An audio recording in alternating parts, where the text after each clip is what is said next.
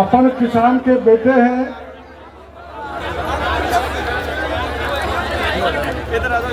और हमारे माँ बाप बहुत मेहनत परिश्रम के बाद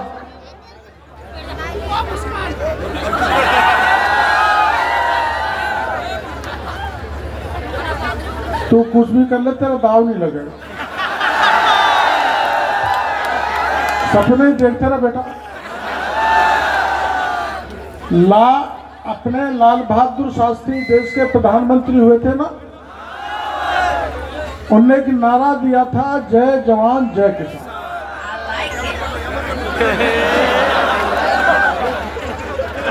कौन बोल रहा?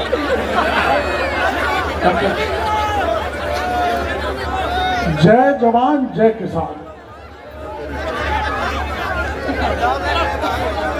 और जवान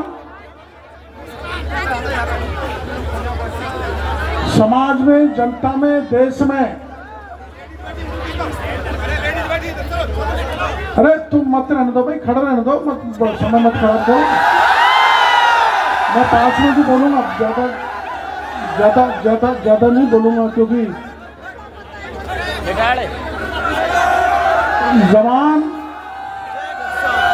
जवान देश में कुछ भी परिवर्तन ला सकता है, समाज में परिवर्तन ला सकता है, देश का भविष्य है तो ये जवान पीढ़ी है। और आपको ध्यान है, सुभाष चंद्र बोस ने कहा था, तुम मुझे खून दो मैं तुम्हें आजादी दूंगा। उस जवानी ने सुभाष चंद्र बोस को साथ दिया, हमारा देश आजाद हुआ। और वो किसान जो अहरनिश रात दिन कड़ाके की ठंड में खड़ा होकर भी आधी रात को फसल पैदा करके मेरे देश की जनता का पेट भरता है, मेरी किस्मत है कि मैं उनका मंत्री बना हूं, किसान का मंत्री बना हूं। और मैंने तय किया था कि मैं आमूल चूल परिवर्तन किसानों के हित में बाजी लगा के प्राणपण से किसानों का साथ दूंगा। और मैं आपको कहना चाहता हूं, आप सभी किसानों के बेटे हैं। पिछले 5 साल के आपने राज में देखा, जमानों का कोई भी मुद्दा आया, कोई भी मुद्दा, चाहे सब इंस्पेक्टर का पेपर लीक हो, चाहे मास्टर का हो, चाहे जेईएन का हो, चाहे सिपाही का हो, चाहे RSRPS का हो, मैं 5 साल तक सड़क पर खड़ा रहा हूं। चाहे कड़ाके की ठंड हो, चाहे बरसात हो, चाहे हीट वेव हो, जवान की रक्षा के लिए, उसके अधिकारों की रक्षा के लिए, और मेरे राजस्थान की जनता के लिए, विशेषकर दौसा जिले की रक्षा के लिए किसी भी प्रकार का कोई काम पड़ेगा तो डॉक्टर किरोड़ी लाल आधी रात पर भी आपकी मदद के लिए तैयार मिलेगा। और सुन लो, इधर तो कुछ नहीं हुआ, इधर तो कुछ नहीं हुआ। मैंने ये नई खोज की है देश में, नई, और अगर दुनिया की भी हो जाए तो ताज्जुब नहीं होगा कि कैसे किसान को नकली बीज दिया जाता है और कैसे किसान को नकली खाद दिया जाता है। आप सपने में भी नहीं सोच सकते थे, ना अधिकारी सोचते थे, ना किसान सोचता था, ना उपभोक्ता सोचता था कि खाद भी नकली आता है, बीज भी घटिया आता है, और पेस्टिसाइड भी घटिया आता है। और मैंने ये 4 महीने में करके बता दिया कि जो व्यापारी किसान को लूटेगा वो व्यापारी जेल की हवा खाएगा, वो स्वच्छंद हवा में नहीं घूम सकता। और आपको ये भी पता है कि पिछले राज्य में जो थानेदार बन रहे हैं उनके पेपर लीक हुए थे। 78 थानेदार जेल के शिक्षों में इसलिए है कि पिछले राज्य में मैंने आपको साथ लेकर लड़ाई लड़ी थी और आपने मेरे को भरपूर सहयोग दिया था। इस मौके पर मैं दौसा के ही नहीं, राजस्थान के सारे जवानों का आभार प्रदर्शन करना चाहता हूं कि मेरे को ताकत दी, जिसका परिणाम ये हुआ कि राज बदलने के बाद जिसने पेपर लीक किया वो जेल के शिक्षों में है, चाहे वो आरपीएससी का आदमी हो, चाहे वो थानेदार हो, चाहे कोई छुटभैया नेता हो, एक को भी सड़क पर नहीं घूमने देंगे। जिन्होंने जवानों के साथ ठगी की है, छलावा किया है, अत्याचार किया है, शोषण किया है, डॉक्टर किरोड़ीलाल के प्राण में तब तक तन में प्राण है, तब तक मैं जवान और किसान के साथ खड़ा हुआ हूं। मैं कतई बर्दाश्त नहीं कर सकता कि मेरे किसान के खेत में जहर डाला जाए। मैं कतई बर्दाश्त नहीं कर सकता कि मेरे किसान को घटिया क्वालिटी का बाजरा का बीज दिया जाए, गेहूं का बीज दिया जाए। और आपने देखा होगा कि मैं चारों ओर राजस्थान के हर कोने में घूम घूम के किसानों को उत्तम खाद, उत्तम बीज, उत्तम पेस्टिसाइड दिला रहा हूं। और जिस अधिकारी ने मैं लापरवाही की है, 11 अधिकारी ने लापरवाही की थी, मैंने 11 के 11 को सस्पेंड करके घर भेज दिया। जाओ, तुमको नौकरी करने की आवश्यकता नहीं है। जो भ्रष्टाचारियों से मिलके हमारा किसान का शोषण करे, किसान को बर्बाद करे, उसको नौकरी में बर्दाश्त नहीं किया जा सकता। ऐसे ही मैं जवानों को कहते जा रहा हूं, मेरे विभाग में बहुत योजनाएं, आप लोगों में सबकी नौकरी नहीं लगने वाली है। मैं कह रहा हूं आपको, सबकी नौकरी नहीं लगने वाली है। और जितने भी हमारे नेता घूम रहे हैं सोशल मीडिया पे, कुछ मेरे खिलाफ भी डालते हैं, कुछ मोदी जी के खिलाफ भी डालते हैं, बहुत कम राहुल गांधी जी के खिलाफ डालते हैं। कि जैसे जो भी इतने लोग वो पगड़ी बांध के नेता बनना चाहते हैं, सब नेता नहीं बनेंगे ना। आप सब नेता बनोगे, पर जिनको नेता बनना है उनको कैसा बनना है? डॉक्टर किरोड़ीलाल जैसा नहीं, लाल बहादुर शास्त्री जैसा, जिसने जय जवान जय किसान का नारा दिया। और जब वो इस दुनिया से गए और उनकी जेब को टटोल गया तो एक देश के प्रधानमंत्री की जेब में 220 रुपए निकले। और प्रधानमंत्री रहते हुए, सुनो भाई जवानों, जितना अनुकरण कर सके उतना करना।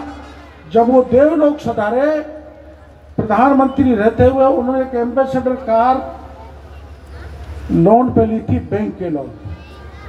और जब इस दुनिया से गए तब लोन बकाया था। मरने के बाद लाल बहादुर शास्त्री की मां ने उस कार का लोन चुकाया था। क्या ऐसा नेता बन सकते हो आप लोग?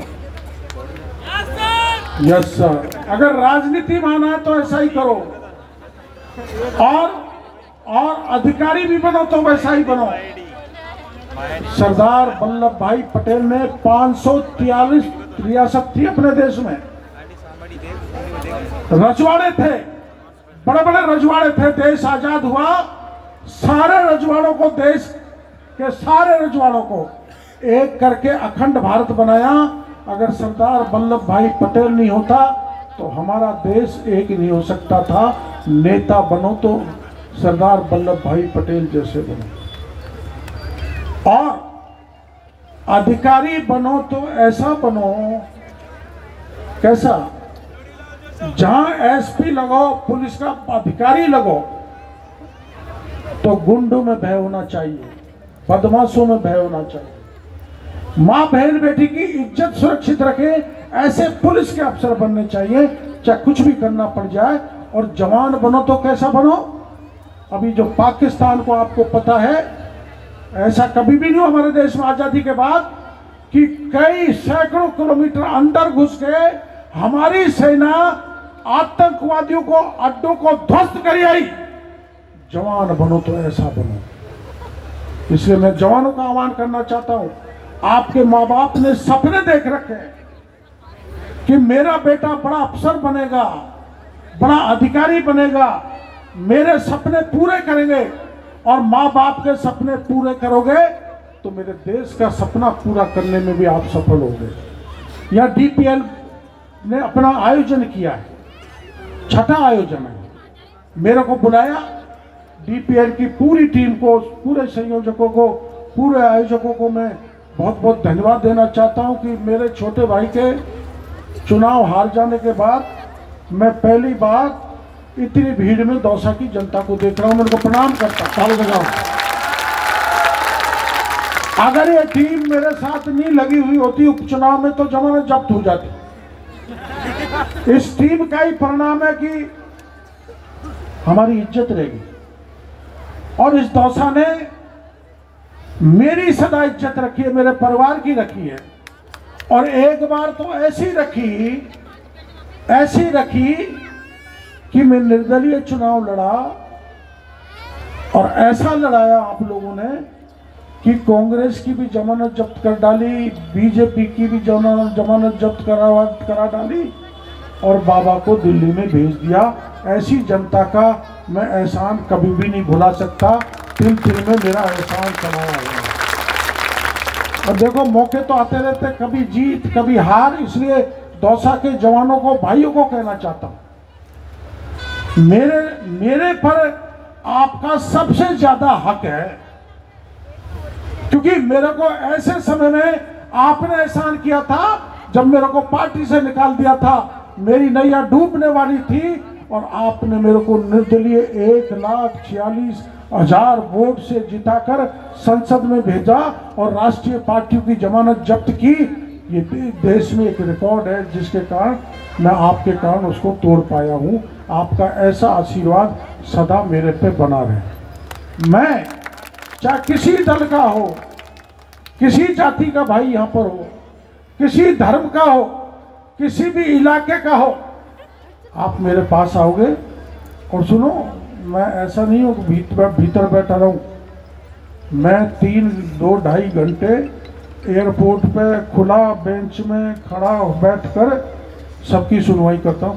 कुछ लोग गए ना, मंत्री छुपते हैं, मिलते नहीं आमतौर पर, हमारी सरकार के नहीं, पिछली सरकार के, और हम खुले में मिलते हैं।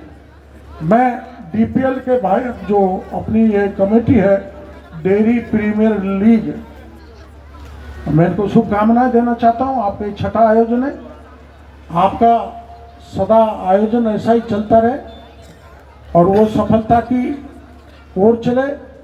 आज समापन के कार्यक्रम में मेरे को आपने बुलाया। अब ये डेयरी प्रीमियर लीग का कार्यक्रम था तो मैंने सोचा दूध जलेबी मिलेंगी गर्मा गर्म, लेकिन ये कुछ दिखाई नहीं दे रहा है। कहाँ पर है? इधर है? पियोगे? दूध जलेबी खाओगे अगली बार? और वो भी मेरी तरफ से अगली बार घोषणा, अगली बार मेरी तरफ से आपको घोषणा। भाई डीपीएल वालों, चाहे कितने पैसा लगे, एक बार मैंने यहाँ वो हलवा, सुनो, हलवा बड़ा चपाती वो खिलाई थी पूरी, जो सब लूट ले गए थे।